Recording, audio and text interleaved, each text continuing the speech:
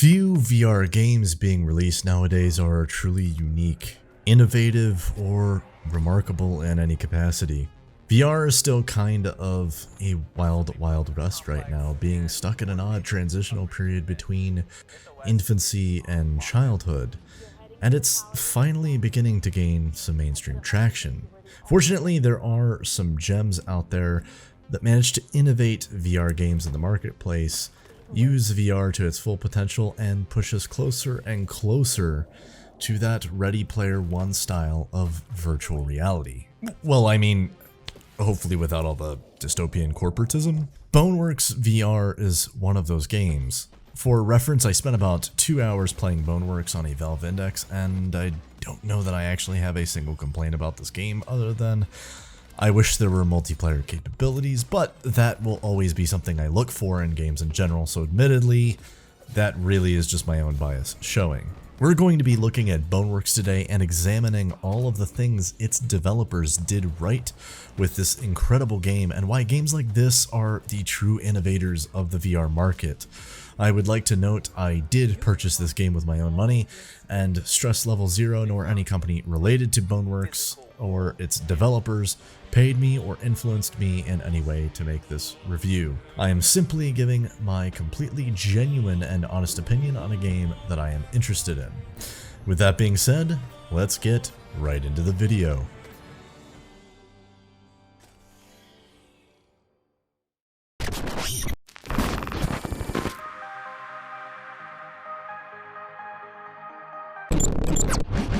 Boneworks just makes me smile. It's such a fun game to play. It is super refreshing in a market oversaturated by poorly executed duds, and it truly is one of the most sophisticated and polished VR games available right now. Everything from the physics, the interactability with the environment, all the way to the graphics. Everything about Boneworks was executed well and thoughtfully.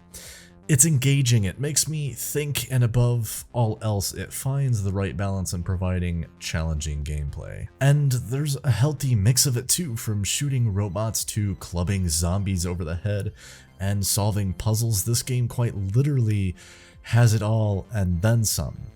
Even as I'm typing this, I'm not even gonna lie, I literally just want to not post this video and just play Boneworks. Please, more Boneworks Daddy needs his fix. Jokes aside, you get the point. The gameplay is fun and addicting. I think if I had to pick any sentence to sum up the Boneworks experience, it would be this: you can do whatever you want.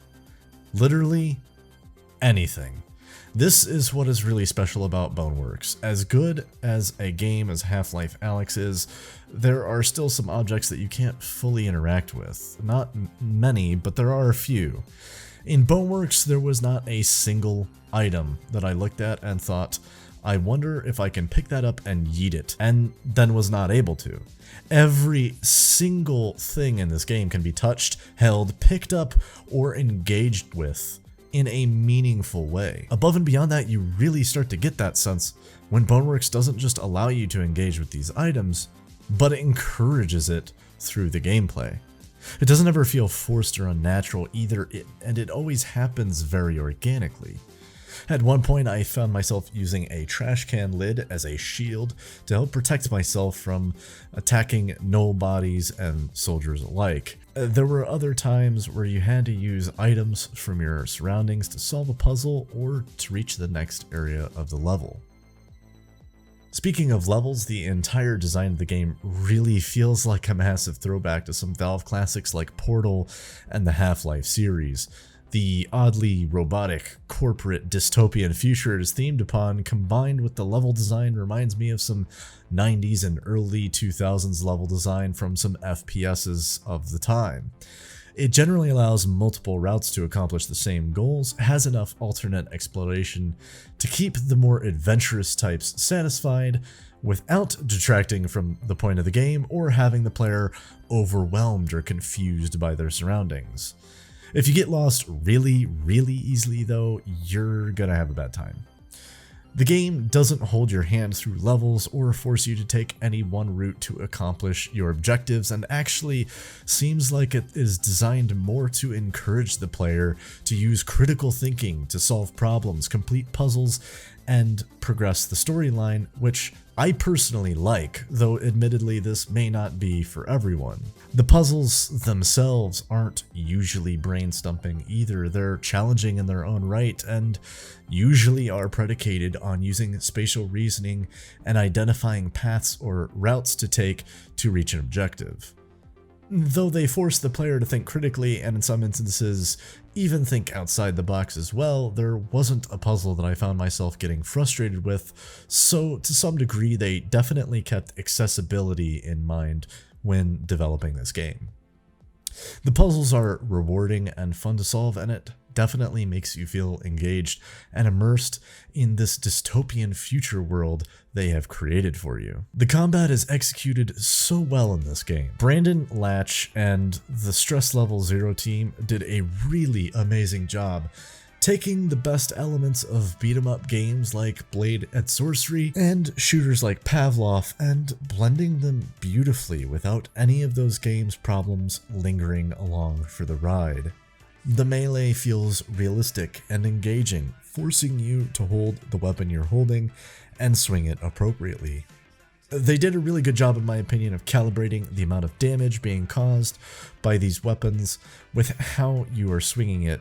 You don't have to swing like a maniac either to do some serious damage, but you can't really cheese combat either by tapping enemies and expecting it to do anything. The way they make it feel to two-hand a sledgehammer or a giant claymore feels very realistic, and they did an excellent job in that regard. Something about splitting a zombie skull open with a hatchet just never gets old to me. Gunplay in this game is really fun, and in my opinion one of the best parts about it. It has a simple point and shoot mechanic, but it doesn't really need anything super complicated or hyper realistic for a game like this, since it is, after all, focused more on the physics of everything in the world around you. Despite this, it is still really well executed. Using the guns was exciting, engaging, and fun, and the reloads make you feel like kind of a badass, if I'm being honest. Even though they could have simplified some of the gameplay by racking a slide after a reload with a button, there's something just so much more satisfying and movie-esque levels of badass about using your opposite hand to manually rack the slide of the weapon, even if the same gun in real life could be racked with the movement of a small lever or button. Practical? Most definitely not. Fun? Hell yeah, brother. I think my only complaint about all of this is I didn't find a way to change the select fire on guns with multiple fire modes. I'm unsure if there just simply wasn't one, or if I just never found it. I have to be honest, I didn't really try very hard to find a way to toggle it. Just something I noted along the way.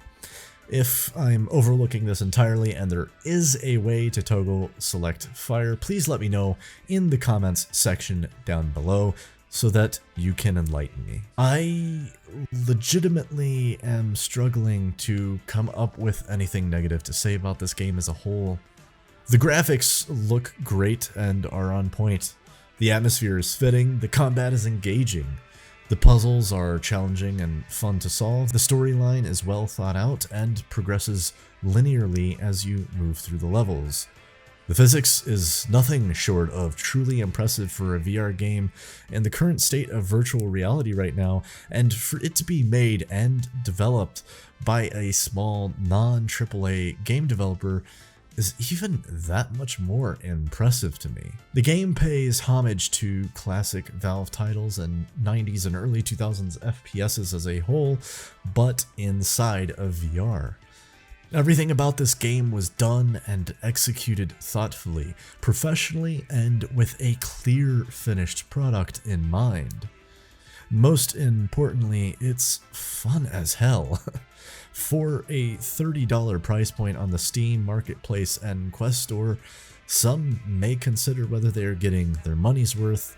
Fret not, because even if you complete the primary campaign, you can always go back, replay the campaign again, or participate in one of Boneworks' many side games, test rooms, or horde mode. Rest assured, you will be getting your money's worth, and I don't regret this purchase at all. Boneworks VR is a slam dunk for me, the easiest 10 out of 10 I think I've ever given a game, and a big fat would recommend from me.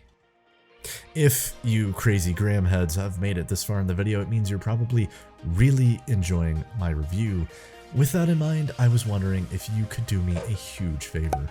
Slap the like button, smash the subscribe button, and slam that notification bell. It's a really easy free way to help support the channel, while also making sure that you won't miss any more of my future videos. Thank you so much for joining me on this review of Boneworks VR today, Gramheads. Remember, I love each and every one of you beautiful father muckers. Gramsy out.